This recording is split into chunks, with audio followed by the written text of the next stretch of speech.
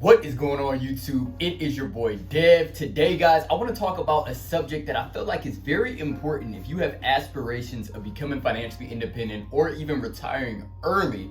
I feel like these are two words that are in our dictionary but are really never talked about. And the only time I really heard about them in extensive detail was when I read Robert Kiyosaki's Rich Dad, Poor Dad. If you haven't checked that book out, make sure you go read that book, man. That book is an absolute game changer. It literally changed my life.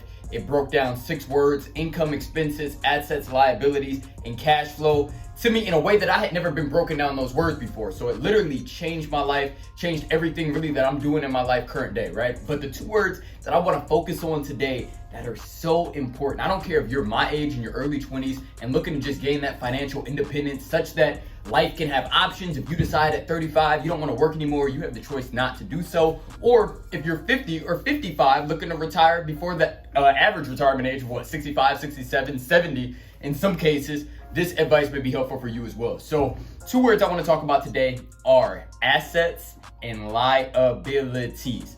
So I love how Robert Kiyosaki, the author of Rich Dad, Poor Dad, breaks down these 2 words, right? He defines an asset as something that puts money in your pocket every month, whether you work or not work, right?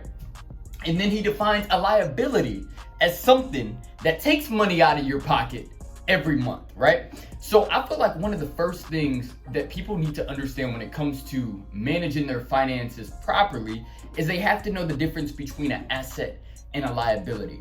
One of the things Robert Kiyosaki focuses on in that book, Rich Dad, Poor Dad, is that a lot of times in the poor middle class, a lot of poor middle class people will confuse liabilities for assets. People will say things such as, my car, that's an asset of mine.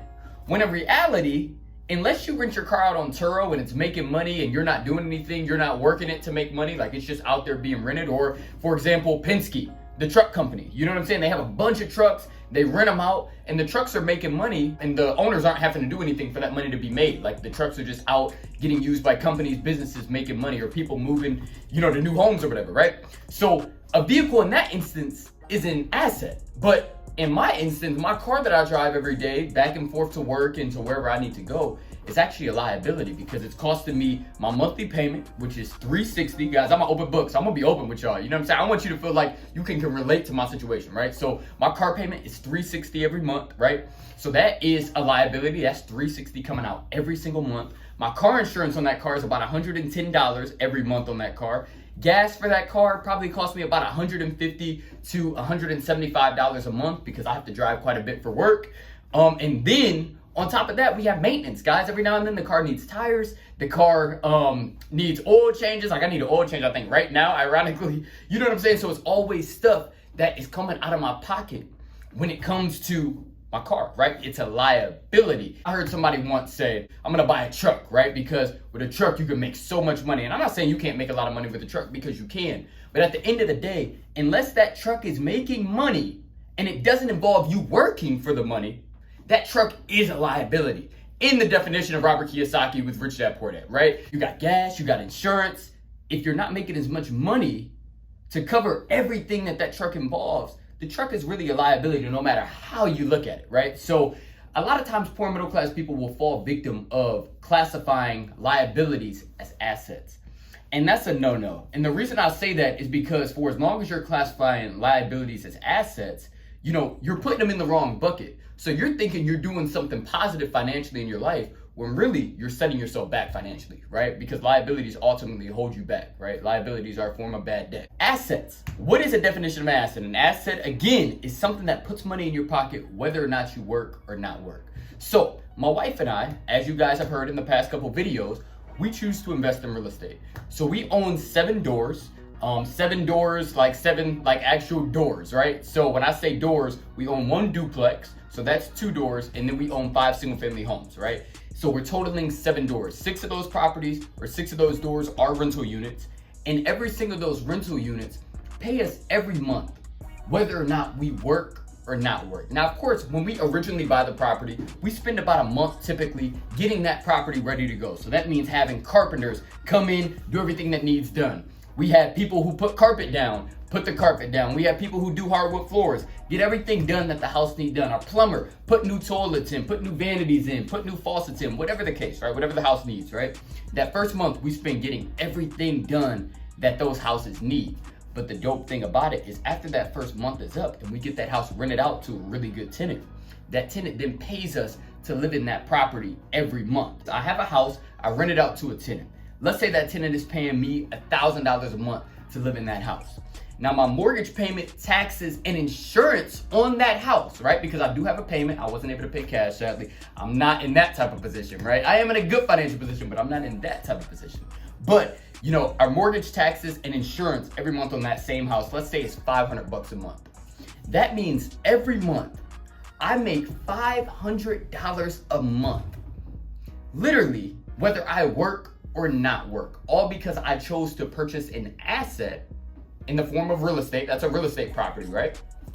And then it pays me every single month, whether or not I work or not work, right? So it's super duper cool. And of course, in that example, that's a very watered down example, version numbers, you know what I'm saying? Of course, you have CapEx, capital expenditures, which include things like the roof, just normal maintenance, windows, the furnace, the air conditioner unit, all of that stuff, right? But at the end of the day, I just wanted to give you guys a basic example of if you buy a property, right? You buy a house, you fix it up, you do everything it needs, you look in your area to see what houses are going for as far as rent. I will tell you the rental market right now is unreal. Across the United States, there's not enough rentals and there's really not enough really good landlords out there. I will say that right there. There's really not enough really good landlords. So if you want to take the time to learn this business, I'm telling you, like, there is opportunity in this business, right? But at the end of the day, the rental market is insane right now. And if you can jump in, find a property, fix it up, rent it out at your area's market rent, your mortgage, taxes, and insurance, most likely, as long as you bought the property right, and of course you need to educate yourself on real estate investing before you just jump into it, right? But your mortgage, taxes, and insurance will be way less than what you're able to rent it for, and you'll make something called cash flow, right? And that cash flow, you know, once you have enough of them, causes you to be financially free, financially independent, whatever you want to call it, you know, if you get enough doors. So guys, that was the basis of today's video, man. I really just wanted to give you an example of assets and liabilities, because when I talk to a lot of people, you know, it seems like there's a lot of confusion. You know, a lot of people will be throwing around, yeah, you know, my truck is an asset. Like, dude, like, no, it's not. Like, it's not. Like, no matter how you look at it, it's not. It's not. So with that being said, I want people to understand what true assets are. Now, real estate is not the only form of asset.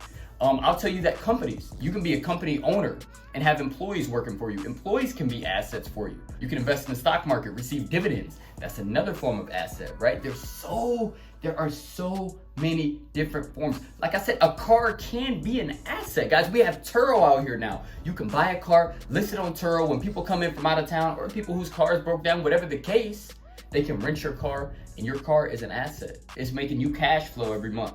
Because most likely, whatever your monthly payment, insurance, maintenance is on that car should be less than what you're renting that car out for on a monthly basis, right?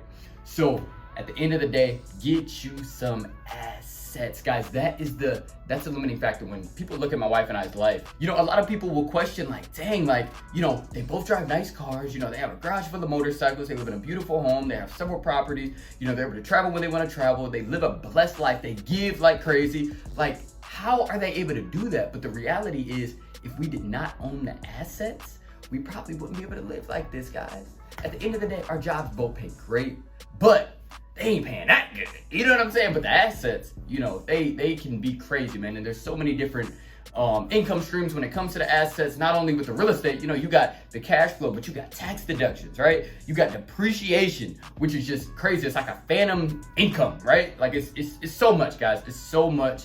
But just, hey, whatever you do, learn about assets. Assets put money in your pocket every single month, whether or not you work or not work. And that will give you the option such that, like I said, in 5 years, if you say, you know what, I think I want to take a year off and go across the country, guess what?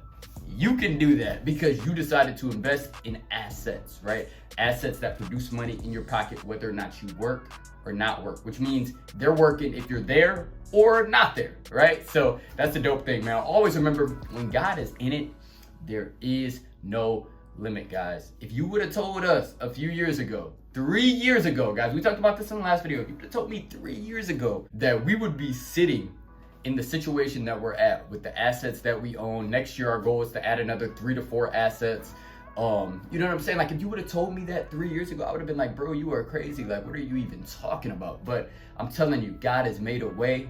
And, man, hey, he's just made a way, man. So go let him make a way in your life, man. Thank you again for tuning in to another video. And we will catch up with y'all in the next video.